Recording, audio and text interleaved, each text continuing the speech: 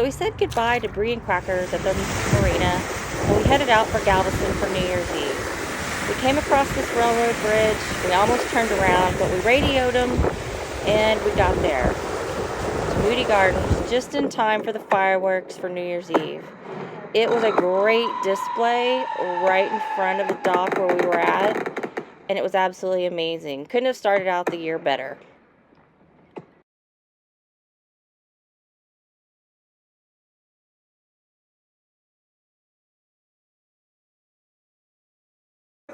So while we were at Moody Gardens and docked, we went to the aquarium and we saw the penguins, and they were so much fun to watch. We probably watched those for at least half an hour to an hour, just watching them swim back and forth. And then we took in the fish at the aquarium. It was an amazing display of a shipwreck with all these huge fish in there. And then we headed off to the sharks, which I don't have a picture of, but we saw this really friendly looking stingray, and he was awesome. This is what it looks like before we head out of Galveston. Got the Instapot going for passage meals. Yes, it's a mess. That's what it looks like. Windy. Very windy.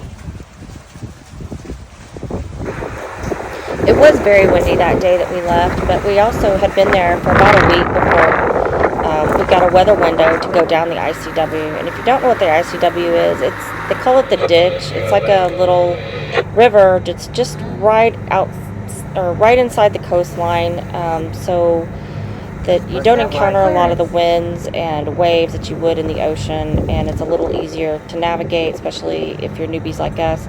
We did hire a captain, and the thing that sticks out in both my mind and Jay's mind is the bridges. Oh, it does not look like it's gonna fit.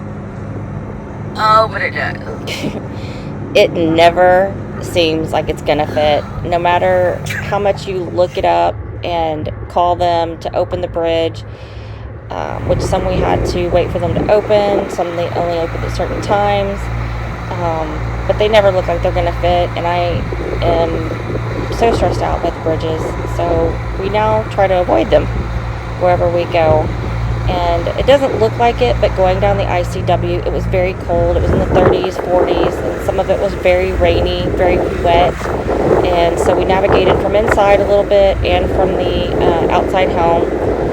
And so yeah, that was our trip down the ICW. It took about 4 or 5 days. We ended up going in at Mobile. We also went through Locks. This was in New Orleans, and you go into this kind of like a staging area. They close the gate behind you. They close the gate in front of you. They fill your area full of water. You have to provide so much information about your boat, your name, your hull number, all kinds of your Coast Guard number, all kinds of information, and they tie you up. You have to be wearing your life jackets, and they fill the area full of water, and then once you're good to go, they open the outgoing door and they let you pretty much hugging the starboard wall over here. Go right out. Come up on channel 12. Yeah. Call New Orleans traffic when you push out. They'll let you open his engine.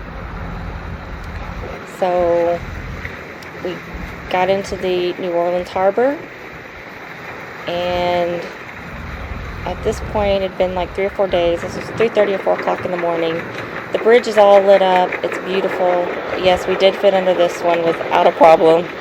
And after the lock, I didn't care. But we were so excited when we got to Mobile. Scout and Andy were too. And we'll tell you about Mobile next time.